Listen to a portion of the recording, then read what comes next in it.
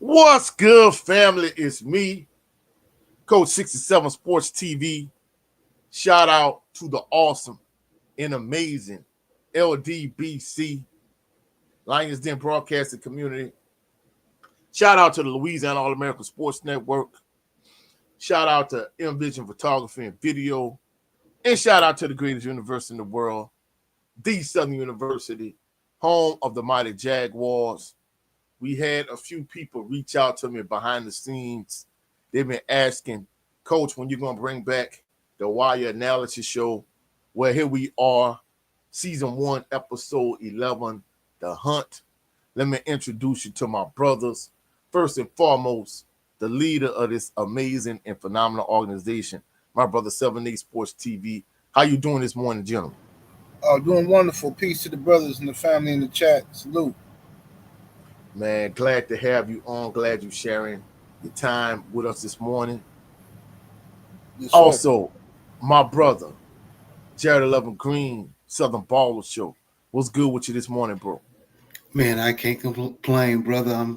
Shout out to the mighty LDBC, and man, I'm happy we getting this back going again. Oh, yes, sir. Yes, sir. Because, one person during our last episode of the Black Man's Perspective, they asked in the chat after General had to hop off to handle some personal business. And then in addition to that, we had a couple people, well, a handful of people, a couple behind the scenes, a couple in the chat. They was like, man, Coach, let's do it. And then in addition to that, recently, we compared the Wire and Snowfall, and we talked about that. I got a little bit of feedback for that. In fact, a couple of people were like, man, Coach, you think Snowfall is trash?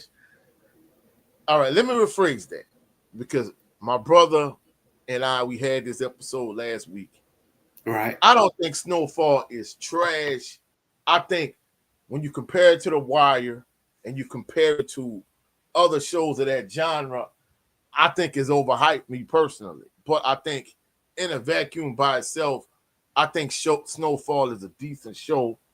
And another thing, too, I think if you look at it clip by clip, in terms of, like, I've been watching a lot of clips of Snowfall lately on YouTube, I think the individual clips are good, but I think if you have to watch the show in its entirety and compare it to other shows like Power and BMF, I just don't think it stacks up to the other shows in this genre. And that's just my personal opinion. I think had they not hyped up Snowfall so much, I don't think I would be looking at it with such a critical eye. And that's just my personal opinion. But I'm glad everyone enjoyed the Wire versus Snowfall comparison we did recently. But, moving on, we are back to the Wire, Season 1, Episode 11, The Hunt. So let me do a real quick, brief summary of what transpired in this particular episode. When the episode starts, it's the immediate aftermath of Kima Greggs and Orlando being Orlando being deleted, Kima Greggs being shot, and it's just chaos and confusion. And we see Bill Rawls arrive to the crime scene, and Jay Landsman is the lead investigator for this particular investigation.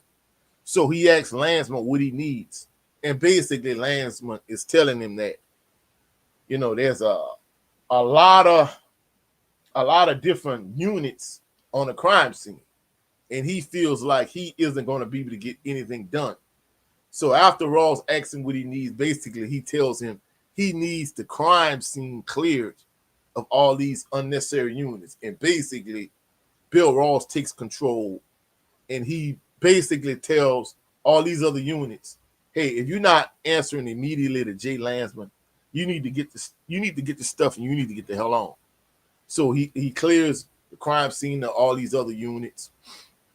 In addition to that, Bunk and Jay Landsman, they're doing some investigating, and they looking at the footprints, and they seeing where the footprints go, so on and so forth. And basically they come to the conclusion that whoever committed this crime, they did what they did, and they hopped into a car and they drove away. In addition to that, Bill Rawls, he sees Jimmy McNulty. McNulty is distraught and devastated. And he was like, he asked him if he hurt because he sees McNulty covered in blood. And McNulty tells him it's not his blood, it's Kima Gregg's blood. And essentially, Bill Rawls tells McNulty to get up, pull himself together, so on and so forth. Then after that, we go to the hospital, and basically Kima Gregg, she's in critical condition. They don't know if she's going to make it. And at this point, Bill Rawls comes in with the recording of what transpired. And, they're listening.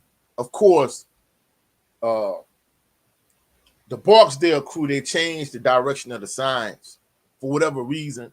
Listening to the recording, it really threw off, the people that were supposed to be giving Kima Gregg and Orlando support. For whatever reason, I don't know, it really threw them off. And then in addition to that, they see that, they hear that they also show it that she taped her gun properly, but the fact that it was such an older vehicle that basically she couldn't reach the gun and she couldn't defend herself. And once McNulty hears what transpired, basically he gets sick, his stomach gets queasy, and he throws up. So after that, in the next scene, Weebay and Little Man at the payphone. Weebay doesn't say a whole lot. He just let them know that basically that the hit is done. Thereafter, in the next scene, we see Stringer Bell. He's at the carpet shop, and Weebay comes to the shop, and they talk about what transpired.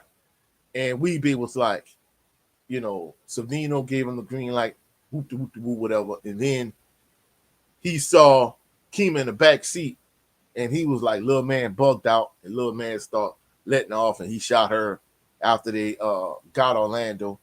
And basically, Stringer Bell tells him, like, hey, that wasn't one of Orlando's chicks. She was a cop. And he was like, she didn't pass. Like, she's in critical condition. And Weebay has this shocked look on his face. For all those individuals that watch The Wire, this is like one of the biggest memes on the show. Weebay with the shocked look on his face. Yeah, it is. Door at the copy place. So, yeah, this is the meme that everybody talks about. Next scene, Wallace, he calls Poop. And essentially, he's been calling Poop a lot lately. I guess he's homesick. He wants to come back home, which he doesn't realize really isn't a good idea. But, I don't want to spoil it. So at this point, in the next scene, the cops are heated that Greggs is in critical condition. So they get warrants for Savino. And, now they're going on a hunt. Next, Lester Freeman, he goes to the payphone where Weebay and Little Man call to let them know that basically the hit is done. When Weebay makes the phone call, Little Man drops this soda can or this soft drink can on the ground. Well, where I'm from in South Louisiana, we call them cold drinks. We don't call them pop or soda or soft drinks or whatever. We call them cold drinks. But in typical niggerdom fashion, instead of throwing the can in a trash can, he just threw it on the ground, and they were able to dust the can and get Little Man's fingerprints. So, Lester Freeman, he doing some good police work, police investigation. Next, Rhonda Perlman and Maurice Levy meeting. And McNulty, he just kind of comes in. He's still agitated and upset about the condition that Kima Greggs is in. And basically, McNulty strong arms Maurice Levy in to giving up Savino. And he said, basically, if you don't give him up, all this heat is going to come out on you too, Maurice Levy. Then after that, they leave out of Maurice Levy's office. And Rhonda Perlman, she pissed at McNulty because basically he used her as bait to get the Maurice Levy, and he using Maurice Levy to get the Savino. And basically, she letting him know, like, hey, that's some bull job you pulled. Like, why you dragging me into this, and why you did it the way you did it? You could have like went about it a better way. And he basically letting her know, like, he gonna do whatever he need to do to get the job done. And in addition to that, he was like, lawyers like you that play nice with people like Maurice Levy is the reason why we can't get crap done. He was like, y'all won't become y'all buddy with people like Maurice Levy, knowing that he a scumbag. And in addition to that, you won't become a partner in a law firm, or you won't become a judge, so you won't play nice with him. That's the reason why we don't get shit done. And I think it's a kind of sleazy way he went about it, in my personal opinion. Then after that, Levy, he turns in Savino, and basically what he kind of concocts a story that Savino intended to sell Orlando some fake drugs, and he know nothing about the shooting. He know nothing but what transpired. He left the money, and he just was trying to retrieve his baking soda, which is some bull job, you know what I'm saying? But essentially they want to pull Savino in so they could get whoever actually did the shooting. And since Maurice Levy tied in with the Barksdale crew, he essentially their lawyer. He kind of really, to a certain degree, he kind of part of even though he's not in on the crimes, he know a lot. So he not giving up Avon and Stringer Bell and the clique or whatever. And Savino, he willing to take 3 years, and it is what it is. We move on to the next scene, and Deputy Commissioner Irvin Burrell, he meets with Daniels, he meets with Rawls, and he meets with Foster. And basically, he wants dope on the table. His strategy is he looking for optics. He just won't let everybody know that you can't put a police officer down and everything cool and everything gravy. So he looking for optics. So, they looking for dope on the table.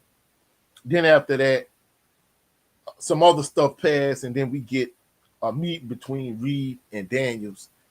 And when they went to make their bust, Daniels withheld information because he's trying to protect the case. And the two of them go at it, and basically Reed is saying, hey, you held out information on us when we went to make these busts. Then Stringer Bell tells D'Angelo that he gonna go with Weebay, and not a whole lot going on with there. Then McNulty meets with Judge Fallon again, and he asks Judge Fallon, hey, you got back on a ticket? And he was like, yeah, Fallon was like, yeah, it was much ado about nothing. It was just some nonsense. They wanted to get a black judge on the ticket, for optics or whatever the case may be. And basically McNulty wants Judge Fallon's help, and Judge Fallon agrees to help him, even though after everything that transpired, I don't know why. Next, Weebay and D'Angelo, they're getting ready to go out getting ready to set up things for Weebay to go out of town. And D'Angelo thinks that that Weebay is finna ice him. But in all actuality, Weebay is bringing him to his crib so he could show him how to feed his fish while he gone, take care of his fish. And then in addition to that, he need to grab some stuff so he go out of town. He getting ready to hit the Philly. Next, Kima Greggs, his girlfriend, she's sitting in her apartment, grieving the situation that she's in. Then we move to the next scene. They make raids, and they finally get dope on the table. They get a lot of cash, dope, guns, the whole nine. And essentially, Irvin Burrell, he pleased because the optics of the whole situation. Now it finally looks good.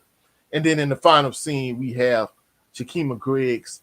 She's still in critical condition. The oxygen machine is hooked up to her.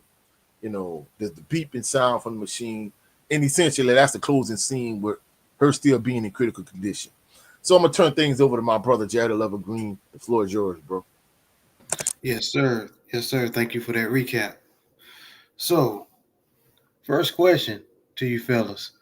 Should changing of the street signs should have fooled the cops that easily.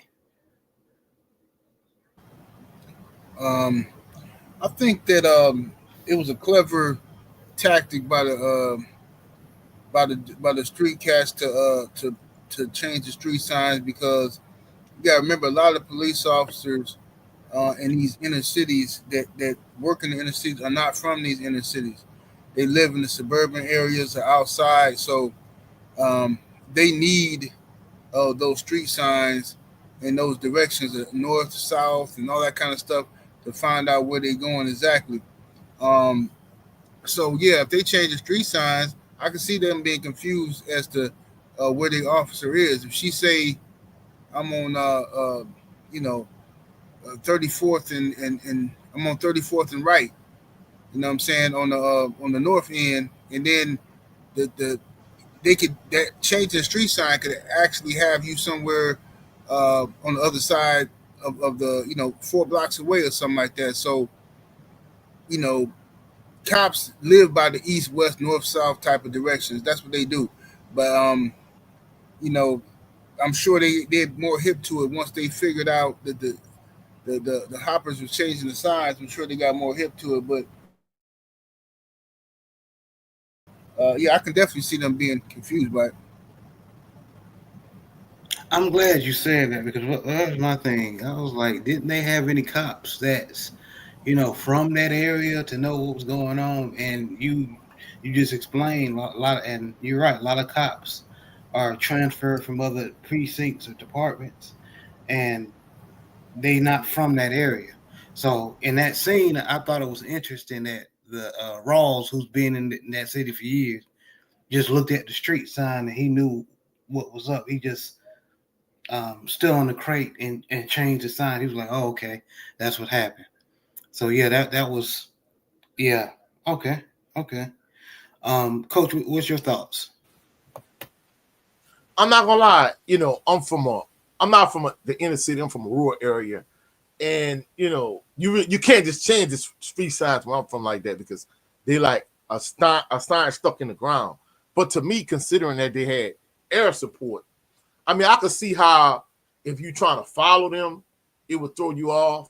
But to me, considering the fact that they had air support, to me seemed like air support would have, been able to pick up on something like that. But I think the general made an excellent point from the perspective of like a lot of these cops, they don't live in that particular area. So it definitely would have confused them and created the chaos that we saw, you know, when the shooting actually transpired.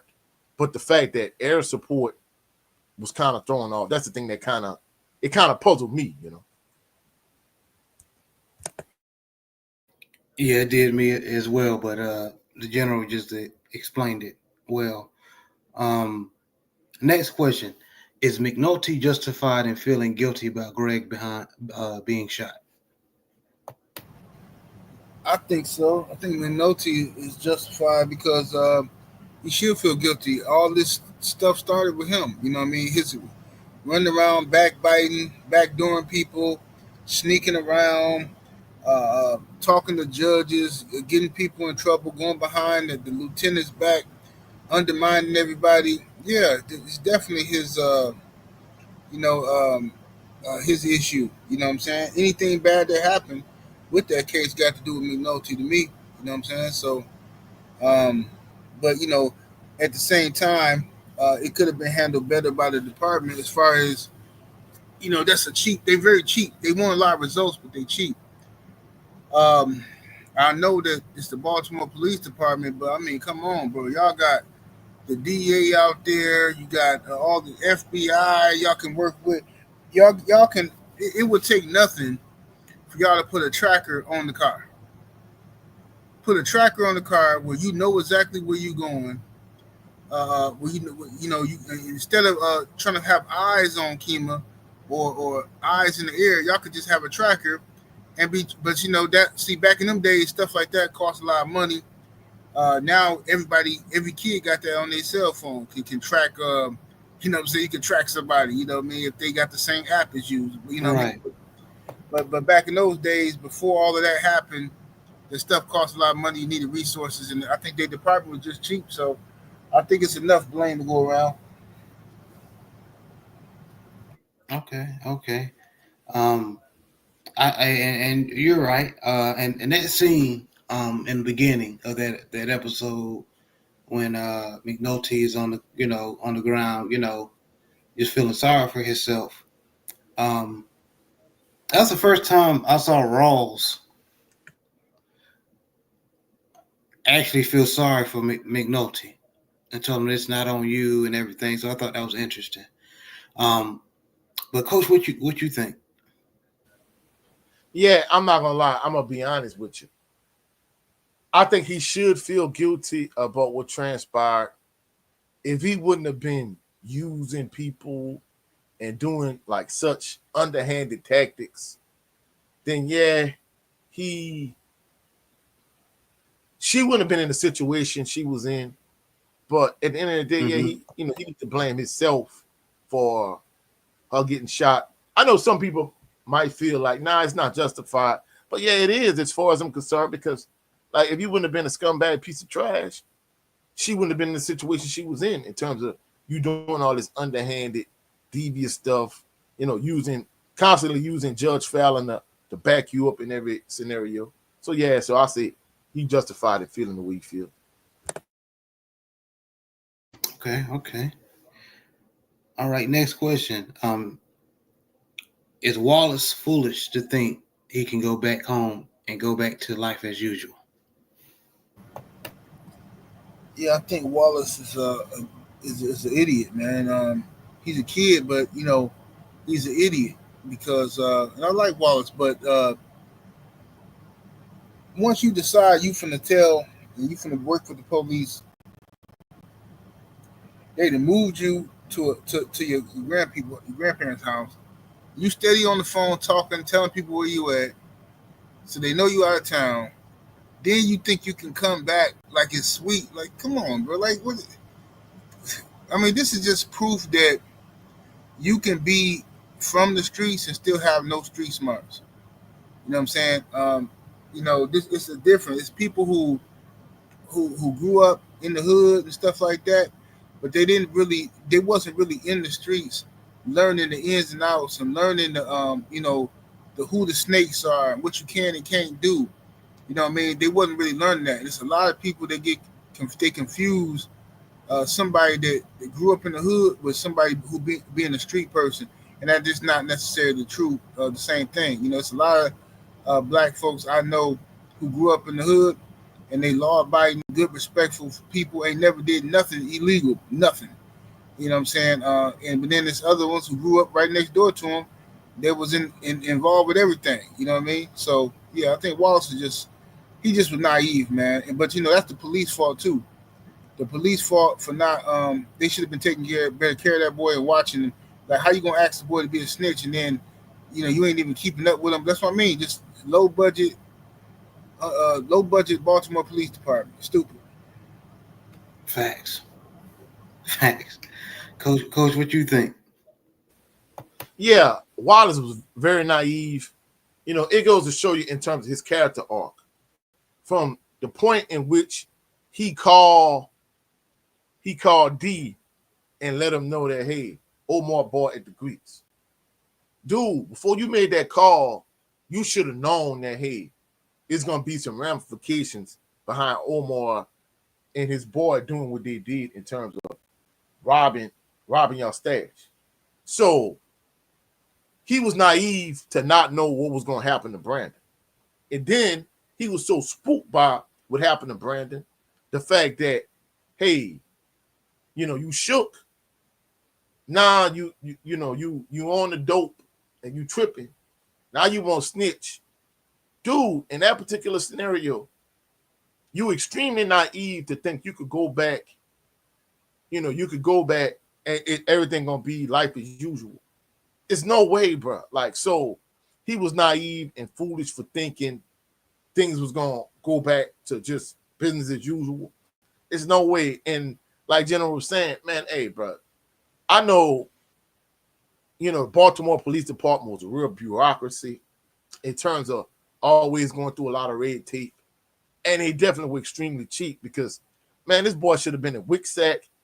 You know, they should have kept his location on ice, and they should have protected him and taken care of him since they tried to get him to flip on Avon and Stringer Bell and D'Angelo and the whole clique. So at the end of the day, you know, the general right from the standpoint of the police department should be liable in this situation for getting this young boy in a situation that he in because he just naive and he just don't know better. You know what I'm saying?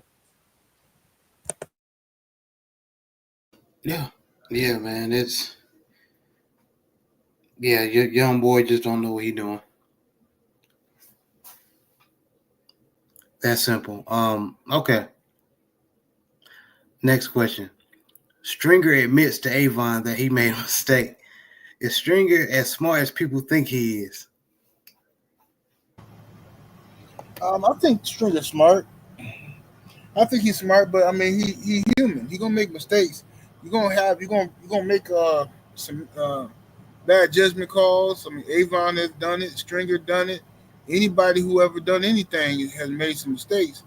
I think that because of the perception that Stringer was the smart.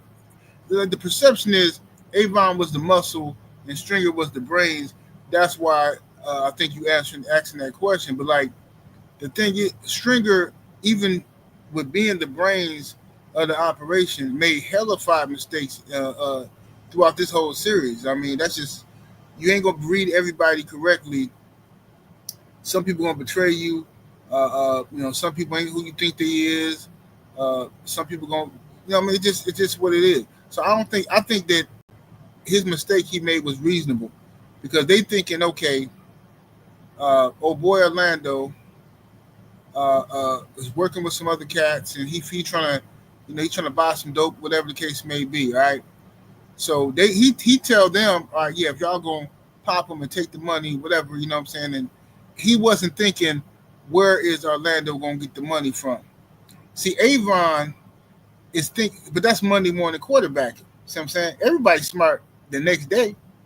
After you've seen the outcome, everybody's smart and can say what you should or shouldn't have done. Now, Avon was correct when he said that, where's Orlando gonna get that kind of money at? You know what I'm saying? So it's obvious.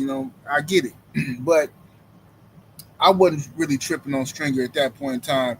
I thought he made a mistake, but I don't think it was like a mistake to the point where it's like I got to question why is he the right hand man of Avon type of mistake. Nah. Okay, I hear you, General, and you speaking Jules as far as Stringer Bell's mindset. He could have made a mistake. My only pushback with that is, shouldn't he should have ran his plan out across with Avon first? Yeah, I think so. I think he should have ran it across with Avon and talked about it. You know what I'm saying? But then again, if Stringer like you don't want to bother Avon with every little thing. See what I'm saying?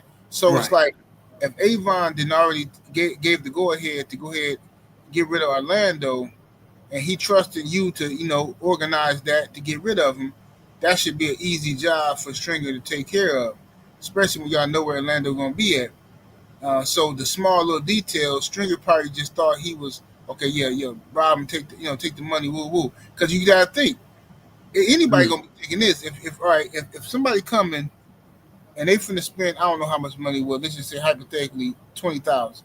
Right. They finna spend 20,000. No, it was 30 bands. Oh, it was 30. Okay, it was 30 bands. Yeah. So but I'm following the scenario. Go ahead. So let's say they come in with 30 grand. Mm-hmm. I know I'm finna off him, right? That's a done deal. I'm finna off him. Common sense for me is as a hustler gonna be like, well, I might as well take his money too. Why am I gonna pop him and leave the money there for the police? Anybody with common sense, unless you just filthy rich, anybody's gonna be like, yo, let me take his money too and go do something with the bread. But like I say, but hindsight is 2020.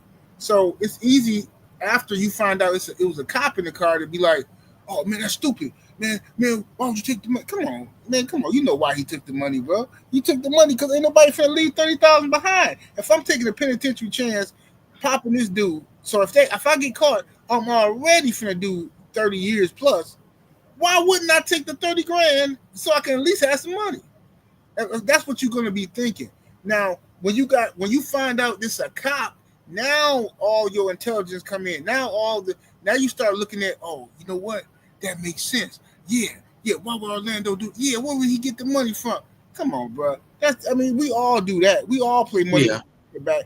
Once we go, how many times we done went and messed with a girl we had no business messing with, and then shit go bad. Then here we go playing Mr. Pastor all of a sudden. See, I should have never went over there. See, I should have known when she first did this. See, that's when I should have known. Because when she first gave me that sign, yeah, but you know what I'm saying? You was horny. That's what happened. And them niggas was greedy for the money. Man, thank you for that explanation. that was a dope explanation. All right, okay. I definitely see it your way. Coach, what's your opinion? Yeah, I think General, made some excellent points. I think the perception on YouTube, just like when you and I did the Snowfall versus the Wire series last week, and when you're going to these different Snowfall, like, under these Snowfall videos, they act like Franklin Saint was right in everything he did. And I think the same with the Wire. Many people think that Stringer Bell isn't as intelligent as we think he is. And I think the reason why that perception is the way it is because, like the General said, during the course of the show, String made like multiple mistakes. And I think because of him making these multiple mistakes, the perception is that he's not as smart as people think he is. I don't think that's the case. I think the thing with String is, String from a business standpoint, I think String has a good business mind, but I don't think String is as street smart as someone like Avon. Those two things are completely separate. So I think that's why they kind of went together like peanut butter and jelly. Avon is the street smart guy. String, even though they came up together, they best friends, they came up together. String was more of a business type guy in terms of the game. He had a business mind for it. So you put those two together, they kind of go hand in hand like peanut butter and jelly. So I think that's why they made a good duel and a good combination. And I think the thing about it is people act like even though Avon is street smart, like he's some dumb dude, he might not be like extremely book smart, but I think even Avon is smarter than people give him credit for being.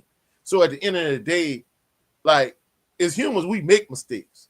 So for people to act like he's some kind of dummy because he made multiple mistakes during the course of the series and the course of the show, I think that's kind of overstated as far as I'm concerned.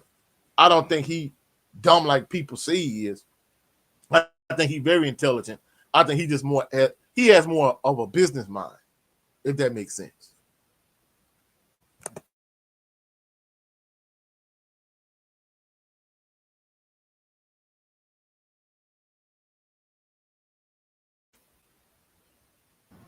So yeah, so you're on I'm mute, sitting Dad. here talking. I'm sitting here talking on mute. My bad.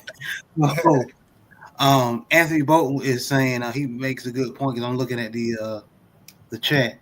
Anthony Bolton says Stringer was smart, but in the game, every mistake could be a big one, costly less than 100. Yeah. Mm-hmm. And John Quinn, he said, I don't know. It really feels like String overstepped here. And he also said, it wasn't all on String. Weebay and Savino and Little Man were all in it too. But yeah, that's where leadership comes in. Like what Avon told Stringer, he said if there was a female in the car, you should have told them Negroes to kick back. We'll get Orlando another day. Yeah, right. But that's more. But see what I'm saying? That's more cap though. This is quarterback. Yeah, more Yeah. Monday morning quarterback from Avon. And the reason why I say that is because how is Weebay and them supposed to make that distinction when you already got them disposing of chicks' bodies, stripper bodies and stuff? Like they don't care. They thinking like it's whatever is there, whatever. Like why would they? Oh, it's a lady here. Now our morals are coming around. We can't. Man, y'all just threw a girl in the trash the other day, bro. Right. Yeah, and the way they acting like little man, he panicked, and based on like what transpired after the fact, you know, that could be the case. Maybe little man did panic. You know what I'm saying? So I don't know. It could kind of go a variety of different ways when we, breaking down everything. You know what I'm saying? Yeah. And TWR said, salute, man. He said Stringer never respected the code. Huh? I don't know necessarily if he never respected the code. I think he was just in a lot of areas he think he was smarter than he was, even though he's very intelligent. But he overstepped a little bit, in my opinion. But moving on, to good dialogue, fellas. Moving on to the next question. Deputy Commissioner Burrell wants to make a bust immediately after Greg's shooting. Why is the department so concerned about optics? I think they be under a lot of pressure from the mayor. When a police officer gets shot or something like that, uh, it gets real hectic. So they start, in every city, they get hectic, and then they start putting a lot of pressure on. It's a lot of pressure for the cops to put on a good face and ensure the public that we not on the brink of civil unrest, and the police still got the city under control and blah blah blah. So what they want to do is bust some heads, and they want to make somebody pay. You know what I'm saying? And I think it was a mistake for them to do that. To go and try to bust uh, and mess up the surveillance they had on the Barstow family, but they had to. They felt pressure from the mayor. It usually comes from the mayor and the public and stuff because people. Whenever you got elections, you know what I'm saying. When you gotta wait for you got people have to vote for you to be in office and stuff like that. It's always gonna be pressure, man. So that's all that was, man. They needed some dope for the camera. That's all. They needed some dope for the Mm. camera. Yeah, okay, okay. So politics, basically. Dog. Exactly. Yeah. So I see y'all, man. Jay Good and Shala sister Shawala, y'all. Appreciate all y'all coming in supporting us. Yeah, yeah, yeah. Um, We're gonna shout them out towards the end, bro. I know. I just want to let them know we see them. We appreciate them. Yeah, But Coach, what's your opinion? yeah. I'm not gonna lie. The general broke it down, in a beautiful fashion. Like when you in these type of scenarios, like the department is worried about public perception. They worry about optics. They worry about how things look, especially after you get a police officer gunned down. They want to make sure that people understand that, hey, we still got everything on lock. And as a result, we got to give them immediate results. So, like the general was saying, Irvin Burrell was under pressure to make things happen right now. And at the end of the day, this whole case, the wiretap and the whole nine, it went on way longer than he wanted anyway. He wanted a quick bust. He wanted immediate results. So this whole situation could kind of go away. It done got way out of hand. It done spiraled out of control in his mind. It went on way longer than he thought it should go. So, he ready to get some immediate results. However, he was willing to sacrifice like the end goal and a long-term goal in terms of getting Avon, the Stringer Bell, and the Barksdale family. He was willing to forego that to get just a quick bust. And I think that's the thing with him was he was always under pressure. And, Baltimore was just such a bureaucracy from a political standpoint that he was always under pressure to get quick results and make stuff go away. So I think that's the reason why he had the mindset that he had. Okay, and Burrell pressure on every on everyone pushes certain people like Bunny Coven to do something uh crazy. Which we hopefully will go over in the next season. But Later, yeah.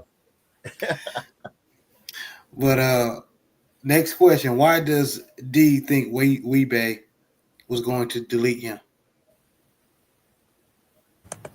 I think, if I'm not mistaken, I think the episode before something happened where I think D was like they was talking about like cleaning house and removing uh, snitches and removing people who just need to go. You know what I'm saying?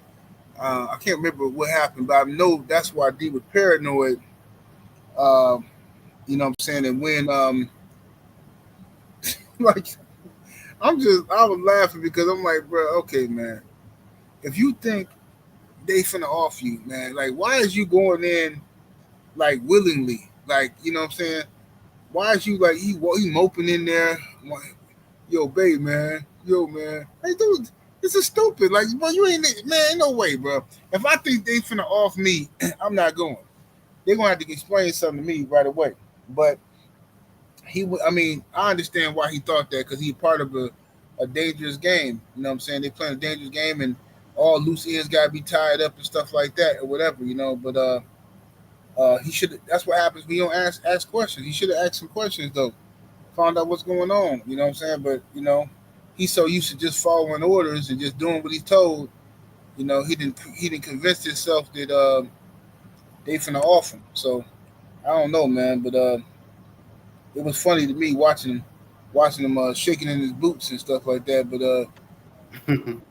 said only to open his eyes and see a bunch of fish tanks. Yeah, and I mean, on the cool, he should have known that nothing's gonna while he on the street. I'll put it like that. Nothing's gonna go on unless his big uncle says so. You know, but like you said, he paranoid, so he wasn't thinking like that. Um, Coach, what is your opinion? Well, in my opinion, I think the fact that he, he was trying to concoct this scheme with Orlando behind his uncle's back. Maybe he thinking in the back of my mind, like, hey, you know, we tried to put together this play, me and Orlando, and they told me I need to run it by my uncle, and I didn't. And he did in this episode. He asked Stringer Bell, like, hey, like, what's going on? Stringer, like, man, look, just, get the stepping, man. You know what I'm saying? And while they was on a car ride over to Weebay's crib, he like, look, hey, man, they tell me to do something, I do it, whoop, whoop, whoop. So I don't ask no questions. So evidently they all been trained to, like, you don't ask no questions, just do what you're told. And maybe he got to thinking like, hey, I didn't tell my uncle what transpired with the whole Orlando situation. And you got the whole issue with Little Man and Savino. Like, hey, what's going on? I don't know how he came to the full conclusion that they was gonna ice him, but he really legitimately thought that for whatever reason. And at the end of the day, he was wrong. And like the general said, I'm gonna keep it a buck. If I think you finna off me, man, hey, bro, I ain't going nowhere with you. You know what I'm saying?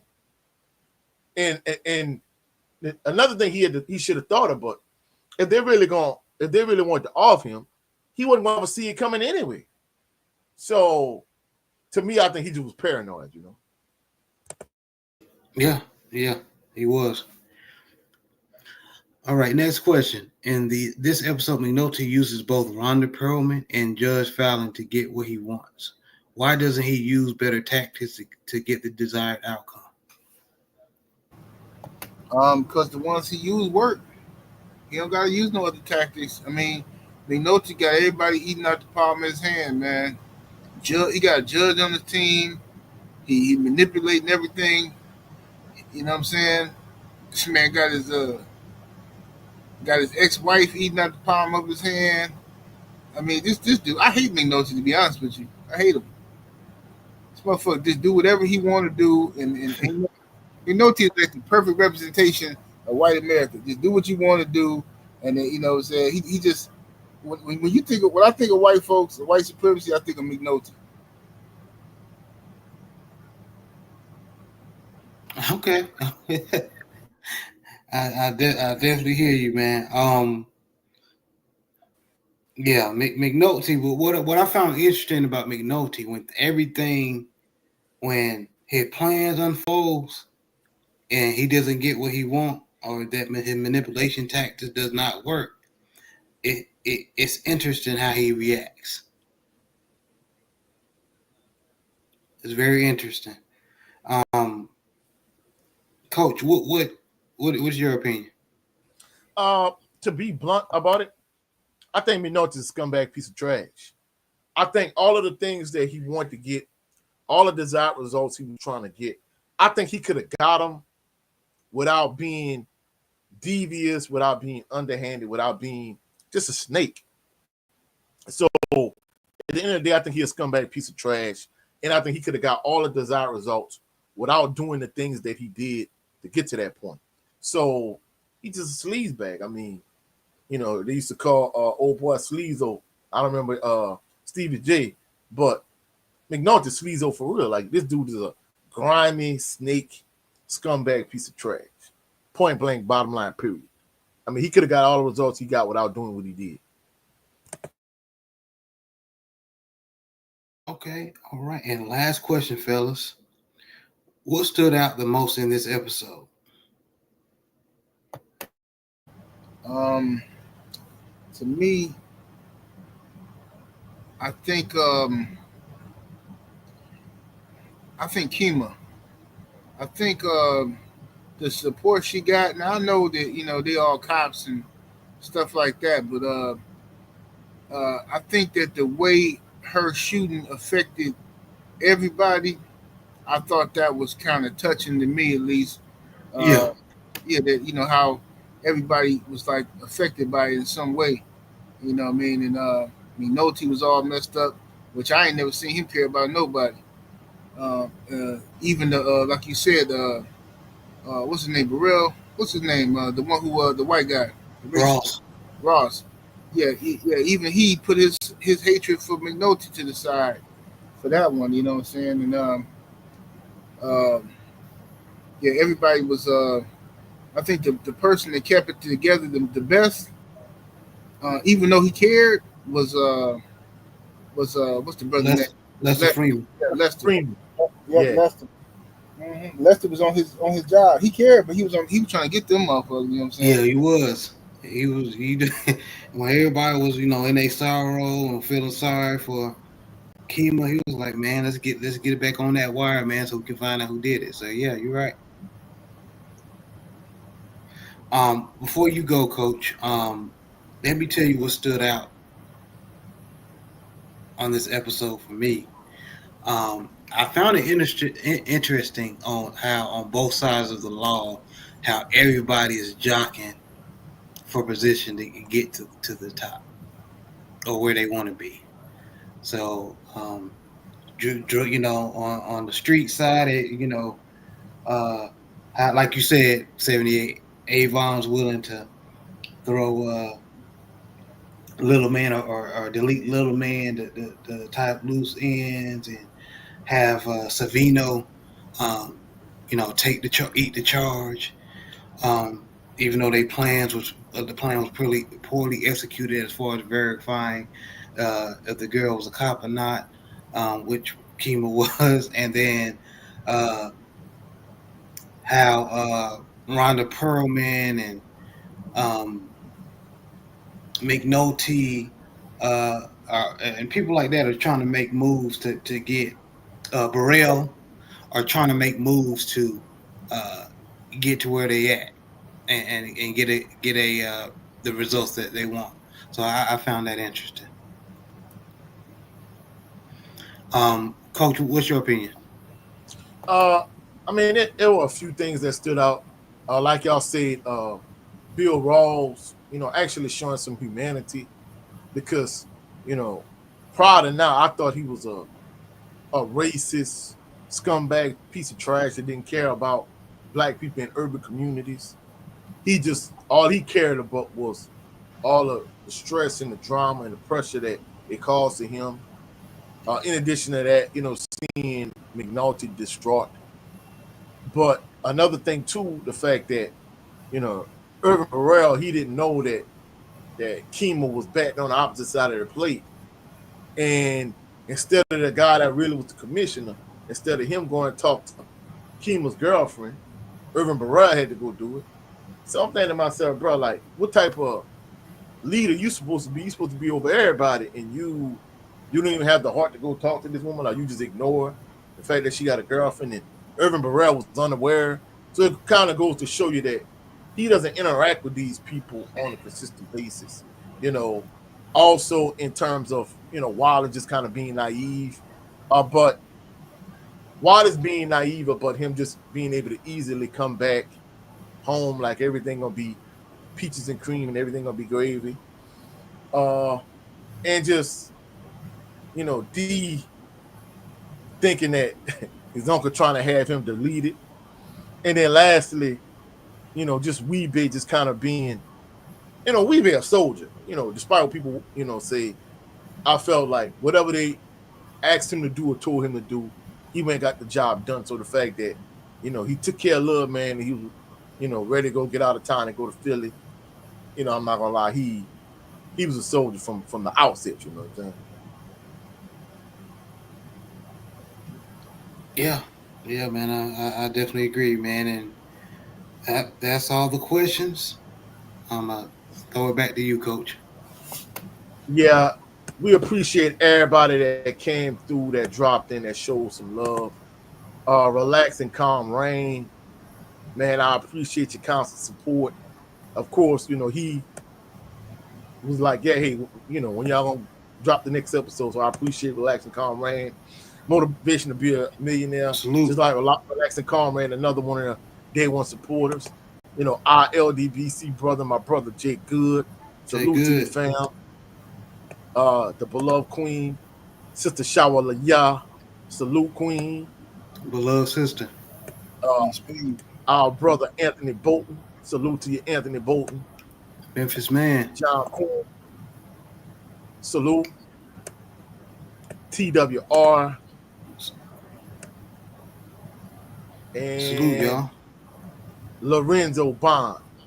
So that's everybody that came through. Man, we appreciate everybody that's been rocking with us, been showing us some love. Uh, so we getting ready to wrap up this particular episode. My brother 7A Sports TV, tell the people where they can meet you and see you. Yes, sir. Hey, salute to the chat. Everybody came through, show support, man. Appreciate y'all. You can catch me right here on YouTube at 78 Sports TV. You can catch me on Patreon, patreon.com/78 Sports TV. And also, No 304 Show right here on YouTube. You know what I mean? No 304 Show. We should be going live tomorrow. We should be. If not, we're gonna do it Wednesday. Sometimes we have scheduling conflicts, so it'd be either Sunday or Wednesday, man. But probably most likely gonna be Wednesday because the finals come on tomorrow. So we ain't trying to get in the way of that. But yeah, right here on YouTube, man. Yeah, y'all please go check out my brother 7A Sports TV. His primary channel, 7A Sports TV. His backup channel, No 304 Show with the brother Blu-ray Fitness. Go check him out. And also go check out his Patreon. Man, he just dropped so many gems and so much good game on the Patreon. Man, y'all go check out this brother. Go support. Please Also, my support. brother Jared Love Green. Tell the people where they can meet you and see you, bro. Yes, sir. So you can catch me on YouTube, Jared 11 Green. Um, my shows is one of them are the Southern Baller Show. We try to have it every Sunday. Um, when we can. And of course, with these three amazing brothers, I have the Black Man's Perspective, which we try to have it every other Sunday when everybody is You doesn't mean have Saturday? any obligation. Yeah, Saturday when we don't have any obligations. So yeah, so just trying to put content out there to grow my channel. So y'all please support. man, y'all go show my brother some support on his channel. Like he said, every Sunday, the Southern Baller Show, every few Saturdays, Black Man's Perspective. Man, we appreciate y'all for dropping in, showing some love, especially everybody that's gonna catch it on playback. For all my members of Jaguar Nation, don't fret or fear. I got a video. It's probably gonna drop later on today, maybe tomorrow, depending on how things go. In addition to that, for those individuals that have been asking when I'm gonna do another episode of the Coach's Show, I'm probably gonna wait till after the NBA Finals, probably leading up to the NBA Draft. But we appreciate everybody that dropped through, that showed some love. We'll catch y'all on the rebound. Y'all have a blessed and phenomenal weekend. Happy Juneteenth to everybody, especially everybody that's going to these Juneteenth celebrations. Man, y'all go out there, enjoy your family, enjoy Juneteenth. Uh, in terms of what our ancestors did to be trailblazers and produce a path for us to follow. We appreciate them and everything they've done. But we're gonna catch y'all on the rebound. Y'all have a blessed and phenomenal weekend. Happy Juneteenth to everybody, and peace and blessings. Y'all be blessed. Peace.